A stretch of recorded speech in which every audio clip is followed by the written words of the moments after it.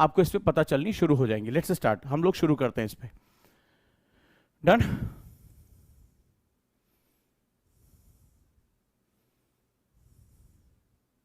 चलो, so let's start. अब जरा ध्यान से इसको देखो, इस बार का पेपर जो अभी यूपीएससी प्री का पेपर हुआ वो हमसे क्या कह रहा है, और मैं तुमसे स्ट्रैटेजी क्यों शेयर करने जा रहा हूं ये भी आप ध्यान से समझो। बेसिकली जब हम यूपीएससी, मेरी बात से इत्तेफाक हो तो कमेंट जरूर करना, जब हम यूपीएससी की तैयारी करने आते हैं, राइट, जब हम यूपीएससी की प्रिपरेशन करते हैं तो हमें बड़ा डर लगता है, होता है ना, हम बड़ी सावधानी से पढ़ते हैं, ये भी तुमने देखा होगा, बड़े आराम आराम से लक्ष्मीकांत की बुक, विपिन चंद्रा की बुक, ठीक है, तो ये हम सारी चीजें लगातार धीरे धीरे धीरे धीरे पढ़ते हैं, हम उसको समझने की कोशिश करते हैं। बेसिकली इस बार का जो पेपर रहा है उसने इस धारणा को तोड़ दिया है। मेरे पढ़ाने का तरीका क्या है ये तुम्हें समझना पड़ेगा कि ओजांग आईएएस एकेडमी में किस तरह से टीचिंग की जाती है। एक होता है जिसको हम लोग बोलते हैं डिफेंसिव। क्रिकेट अगर खेलते होगे तो जैसे नहीं राहुल द्रविड़ खेलते थे ठकर ठकर ठकर ठकर 3-4 दिन तक, ठीक है, इसको बोलते हैं डिफेंसिव प्ले करना। तो हमें जो है बताया जाता है कि यूपीएससी बहुत टफ एग्जामिनेशन है, बहुत ही ब्रॉड सिलेबस है, you have to be very defensive. और हम साल 2 साल 3 साल एक आध अपना अटेम्प्ट खराब करने के बाद भी हम डिफेंसिव खेलते हैं कि हमें डिफेंसिव रहना है। यूपीएससी का जो पेपर है वो इस बार डिफेंसिव नहीं ऑफेंसिव था। अगर ध्यान से तुम इस पैटर्न को अगर मैं 2 लाइन में समझाने की कोशिश करूं जो मैं तुम्हें बताना चाह रहा हूं, राइट, तो वो मैं आप लोगों को बताने की कोशिश कर रहा हूं, और वो ये है कि हम जो है वो बहुत ही डिफेंसिव नहीं ऑफेंसिव होना पड़ेगा। ऑफेंसिव यानी कि हमें प्रहार करना सीखना पड़ेगा, हमें यूपीएससी जैसी महान संस्था से डर कर नहीं, हमें प्रहार के रूप में जाना पड़ेगा। यानी हमें अपनी स्ट्रेटजी चेंज करनी, अगर अब तुम कर पाओगे, अगर तुम अब यूपीएससी क्लियर करना। अभी 2 दिन पहले एक सीनियर मोस्ट ब्यूरोक्रेट है, दैनिक जागरण में उनका आर्टिकल छपा है, आप लोगों ने भी पढ़ा होगा। उन्होंने कहा कि आज की डेट में प्री निकालना लक बाई चांस हो गया है, यानी किस्मत का खेल हो गया। आप लोगों ने भी पक्का पढ़ा होगा, राइट। तो अब ऐस कंडीशन में क्या होगा कि आप लोग जो है उस कंडीशन में अगर आप ध्यान से देखेंगे तो उस कंडीशन में आपको एक बहुत बड़ी समस्या का सामना करना पड़ रहा है। लक बाई चांस हो गया, मतलब निकलेगा नहीं निकलेगा किसी को नहीं पता। तो अब इस कंडीशन में मैं आपको स्ट्रेटजिकल चेंज बताने जा रहा हूं कि अगर अब आपको एग्जाम क्लियर करना है तो आपको किस तरह से अपनी स्ट्रेटजी चेंज करनी है। तो हम में से ज्यादातर स्टूडेंट की जो ओल्ड स्ट्रेटजी है, अगर मैं इसको ओल्ड स्ट्रेटजी यानी पुरानी जो अगर मैं इसको रणनीति कहूं, ठीक है, तो पुरानी रणनीति के अंतर्गत हम डिफेंसिव यानी रक्षात्मक रूप से हम तैयार होते थे, हम डिफेंसिव खेलते थे, ठीक है। एग्जाम टफ है, 2 साल में किसी का नहीं होता, 3 साल में किसी, पहले प्रयास में किसी का आईएएस नहीं निकलता, ये बात आपने भी कही होगी और आपने भी सुनी होगी।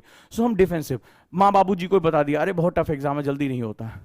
यूपीएससी की न्यू स्ट्रेटजी, जितना मैंने पेपर को एनालिसिस किया, लोग कह रहे हैं कि बहुत सारे क्वेश्चन फंसते हैं आपके, ठीक है। न्यू स्ट्रेटजी में क्या रीजन है कि हमारे क्वेश्चन फंसते हैं? हम बहुत ही ज्यादा एग्रेसिव होकर खेलते हैं, राइट, एग्रेसिव। अब समझना कि मैं क्या कहने की कोशिश कर रहा हूं, राइट, मैं क्या कहने की कोशिश कर रहा हूं वो बहुत इंपॉर्टेंट हो गया है, राइट। तो न्यू स्ट्रेटजी में हमें क्या करना पड़ेगा, हमें बहुत ही एग्रेसिव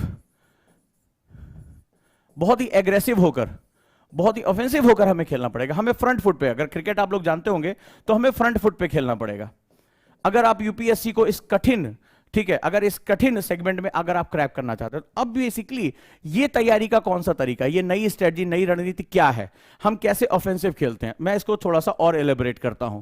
सो जो न्यू स्ट्रेटजी है इसको समझने की कोशिश करना। न्यू स्ट्रेटजी में आपको, जैसे मैंने एक बार वर्ड किया स्टैटोडायनेमिक, स्टैटोडायनेमिक, ध्यान से इसको लिखते जाओ जो बताने की कोशिश कर रहा हूं। अगर तुम नए पैटर्न में, जो अगर आप लोगों ने एडिटोरियल पढ़ा होगा, वो एडिटोरियल आपको अच्छी तरीके से पता होगा, तो उस एडिटोरियल में आपने ध्यान से देखा होगा कि उसमें क्या लिखा हुआ है कि बड़ा मुश्किल होता चला जा रहा है, ठीक है। तो अब मैं जरा इसको बताने की कोशिश कर रहा हूं, ठीक है, कि ये स्टैटोडायनेमिक, स्टैटिक पार्ट का मतलब होता है जिसके आप लोग हिस्ट्री बोलते हैं, ज्योग्राफी, पॉलिटी, इकोनॉमी, साइंस, इनके जो कोर सब्जेक्ट हो गए। डायनेमिक का मतलब हुआ जो करंट बेस हो गया, करंट एंड एनालिटिकल बेस।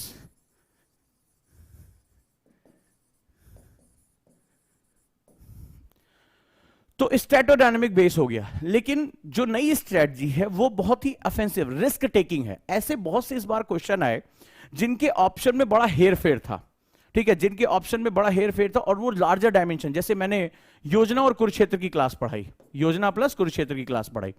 कई बच्चों ने मुझसे पूछा कि ये प्री में हेल्पफुल है कि नहीं है, लेकिन अगर पेपर दिया होगा तो तुम्हें दिखाई पड़ा होगा कि वो काफी हेल्पफुल है।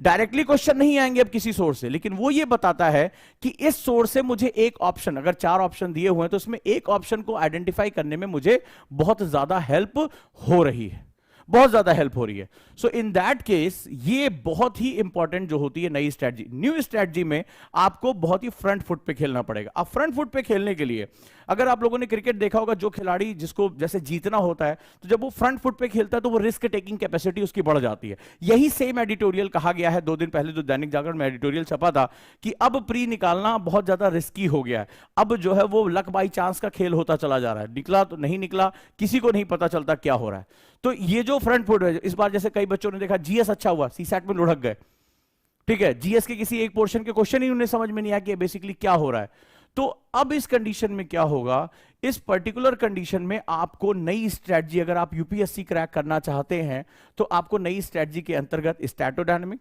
प्लस अपना जो फ्रंट फुट पे खेलने का मॉड्यूल है वो चेंज करना पड़ेगा। यानी सबसे पहले यू हैव टू अपना जो फियर है कि ये नहीं निकलता, बहुत मुश्किल है, इसको निकाल के पहला बाहर करो। दूसरा स्टैटोडायनामिक पढ़ो, स्टैटोडायनामिक, और स्टैटोडायनामिक में भी 2 पार्ट कर दो, इसके भी 2 पार्ट कर दो। Number 1 level 1 part, level 1 part में you have to understand the causes, simple सा, यानी हर चीज का कारण जानो।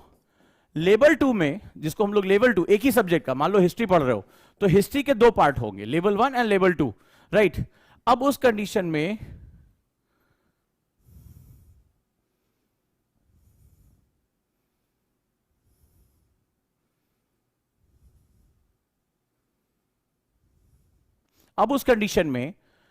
लेवल 2 जो है वो इफेक्ट क्रिएट करेगा, प्रभाव, यानी कारण और प्रभाव के साथ हमें जाना पड़ेगा।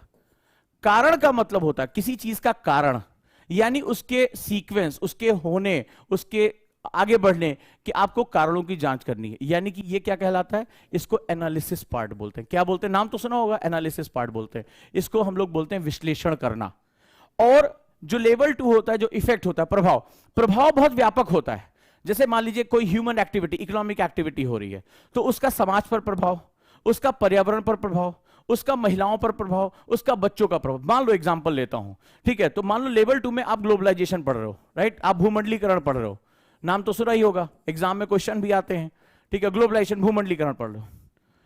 तो जो कॉजेज हैं भूमंडलीकरण के, ये एनालिटिकल हो गया। एनालिटिकल का मतलब होता है छोटे छोटे टुकड़ों में तोड़ना। अब जो बात कह रहा हूं अगर वो तुमने पकड़ ली, आगे चलकर तुम्हारे लिए यूपीएससी की तैयारी बहुत आसान हो जाएगी।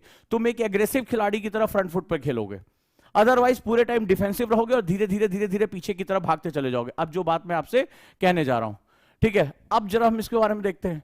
तो अब जो बात मैं आपसे कह रहा हूं समझो कि लेवल 2 में अगर मैं उसके इफेक्ट को जानने की कोशिश, ग्लोबलाइजेशन का हमारी महिलाओं पर क्या असर पड़ा, हमारे समाज पर क्या प्रभाव पड़ा, बच्चों पे क्या प्रभाव पड़ा, हमारे पारिवारिक पतन पर क्या प्रभाव पड़ा कि जो पहले ज्वाइंट फैमिली थी वो टूट गई, हमारी संस्कृति पर क्या, रहन सहन, खान पान, अर्थव्यवस्था, हमारी जीवन शैली, तो इन सब पर क्या प्रभाव पड़ा। तो इसका मतलब है कि आप इसको सिंथेसाइज करते हो, आप इसके प्रभावों को अलग अलग हिस्सों में जोड़कर एक साथ व्याख्या करते हो। This is known as synthesis, this is known as synthesis. इसको हम लोग सिंथेसिस यानी कि इसका संश्लेषण कहते हैं। अब जरा ये समझो, अगर तुमने ध्यान से प्री और मेंस का भी, जब मेंस होगा पेपर को एनालिसिस करना, तुम पेपर के एनालिसिस, बहुत ही गहरे एनालिसिस के बाद मैं तुमसे बात कर रहा हूं, राइट, बहुत ही गहरे एनालिसिस के बाद मैं बात कर रहा हूं, वो ये मैं बात कर रहा हूं लेवल 1 और लेवल 2। तो जो भी आपको पढ़ना है, statodynamic is also divided in the 2 part. पहले आपका जो पूरा सिलेबस है वो स्टैटोडायनामिक है, आपको इतिहास भूगोल नहीं पढ़ना है, आपको हर चीज के स्टैटोडायनामिक पार्ट को पढ़ना है, नंबर 1।